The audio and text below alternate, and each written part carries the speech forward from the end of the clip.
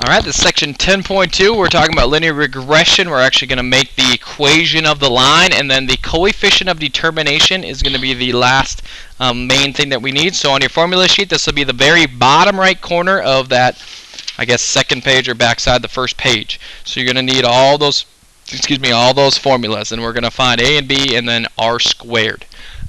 So basically, when we're looking at paired data, do they have a linear relationship? If so, can we find that line? So that's going to be the first thing that we do, find the equation of the line. Okay? And then we want to predict the value of the response variables. Basically, we're going to be plugging in numbers. That's all this check mark's going to be. And then what fractional part of the variability in y is associated with x? So what part is recommended or explained, shall we say? This is going to be your r squared number, or called the coefficient of determination. That's what we're going to talk about very last in this little wonderful video. So the least squared criteria, how does this work? Okay, the line that we fit data such that the sum of the squared distances from the line will be minimized. Well, all that means is we want to take your any value and subtract it from the line. Okay, so the d is the vertical distance from any data point to the regression line. Okay, so it's the least squared's line. So this is the formula that you see, okay, on your formula sheet. There's a big complicated formula to find your slope, okay, because that's not always easy. And then your a is your y-intercept. Okay, so it's kind of backwards how it's written. It's not like y equals mx plus b, but it's kind of the same idea. Just here the b is the slope. Okay, to find b, this is exactly like, honestly, it's very similar to what we had to do last time to find r in its first section. You need the same 5 numbers.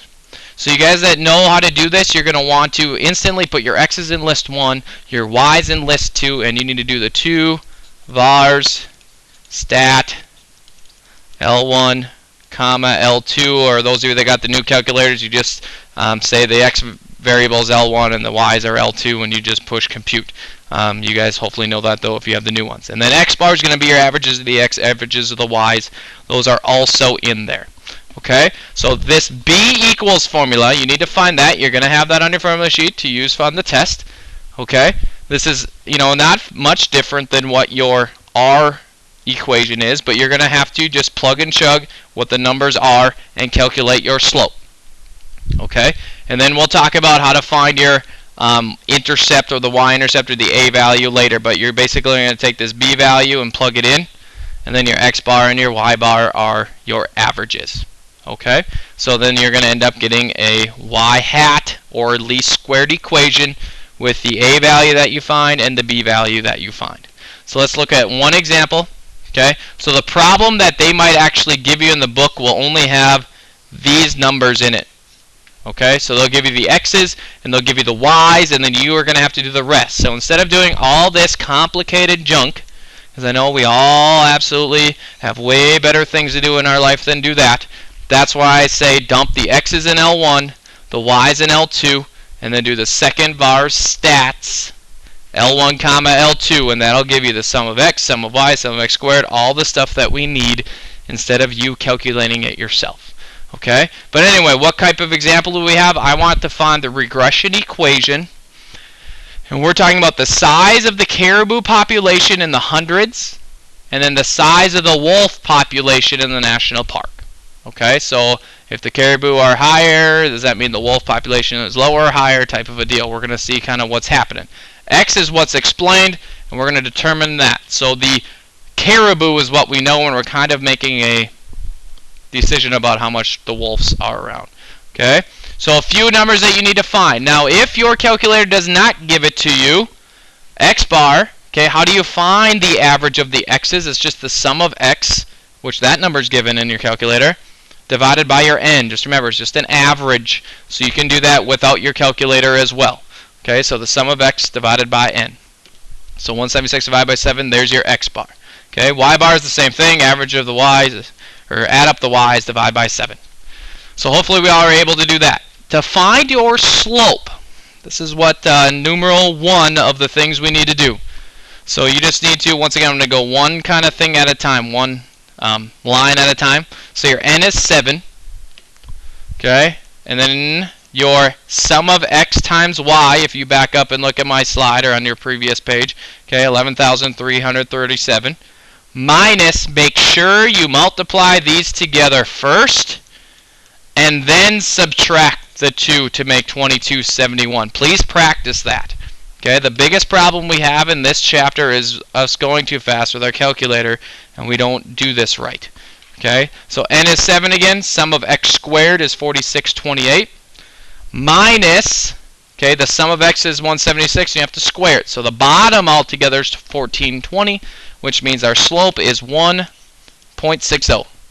So that's our b value. Okay, and then how do you find a?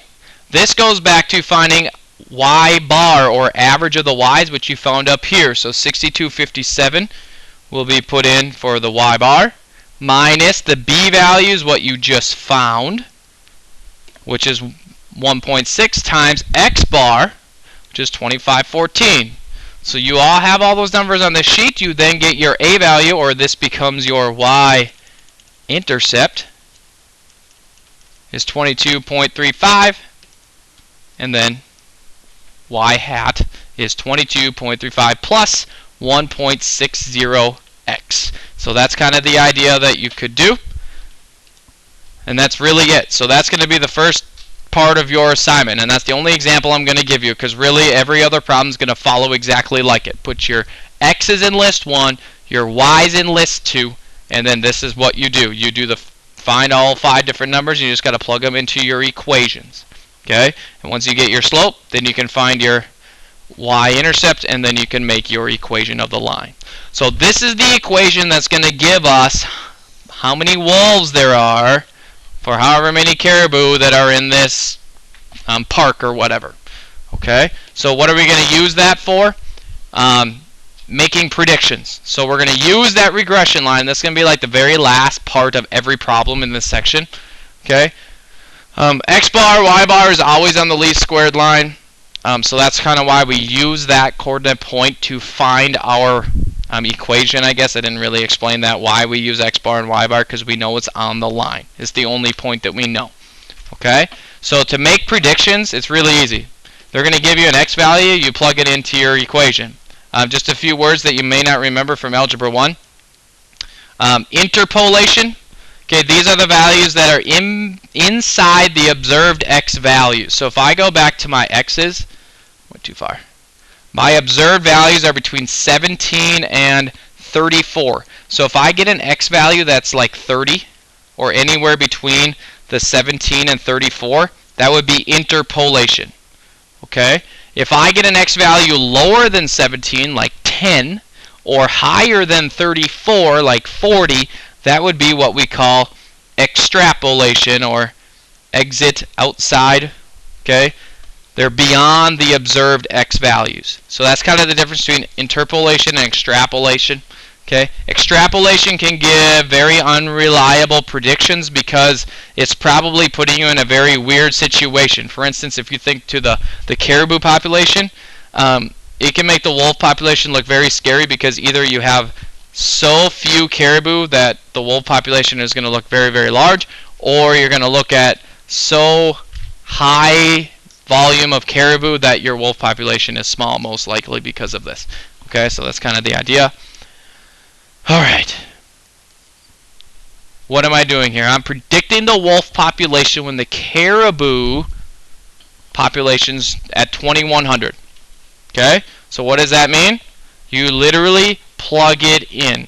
You just take the x value they give you and you plug it into your equation. Alright? So then if you multiply all this out, you get 5595. Okay, so what does this explain? It means that for 2100, there's what? 55.95 wolves, okay, in that place. And that might be in the hundreds too, depending upon how they phrase it in the problem, and they'll phrase it for you. Okay, so your answer is going to be however many y value things there are. In this case, it's the wolf population. Explain why predicting the wolf population when the caribou population is 12 might be unreliable. Okay, this is extrapolation, because I just said that the lowest one was like 17. So we're saying there's like 500 less. So that's a lot less caribou, which means this might make a very small amount of wolves in this place too, which I don't know what's happening in it, and that's where this comes into play. If you put a 5 in, 22.35 plus 1.6 times 12, okay, you're gonna turn out to be about 40 wolves. That's it in the woods, and there's only like 1,200 caribou. So what does that mean in this place? Well, why are all the animals dying or leaving? There's probably some explanation, which is why extrapolation is not good, because we just don't have an idea. So this kind of is a segue into the coefficient of determination. This is the last thing. This is what we call our R squared, and that's what's on the very bottom of the page. There's no formula because literally you take the R value, which in some of these problems you're going to have to do all of this. So you just take your R value and you square it. I know that seems very difficult to do, okay? But this is what we call the explained, okay, determination, okay? The explained variables or variation in it. Okay, so this is kind of a formula that explains the total of what's going on in your math problem has to do with the explained change to the unexplained that we don't know about. Okay, that's kind of the idea that's happening. So what does this mean? The explained variation is your y squared. Okay, your y squared has to do with what we know over the total. So if we find r squared, we know what's explained, or what percent of the information that we know is explained. Okay? So r squared is the measure of the total variability that is explained by the regression. Okay? So basically you're going to have to compute your r, and then that'll give you your r squared. Okay? I already said it's the ratio, fractional amount of variation that can be explained by your equation. And then basically, what does this mean? 1 minus r squared, what's left over, is what's not explained. What lurking variables are in there? What could be a possibility? Okay? So I didn't necessarily do a problem with this because from section 1, you should know how to find your r. Okay? And then if you square it, that number, that percentage, okay, would end up being what is explained, and that's exactly how it's going to be phrased, and I will explain more of this to you in class as well. Pretty short assignment, only 5 problems, and I hope you guys have a wonderful day.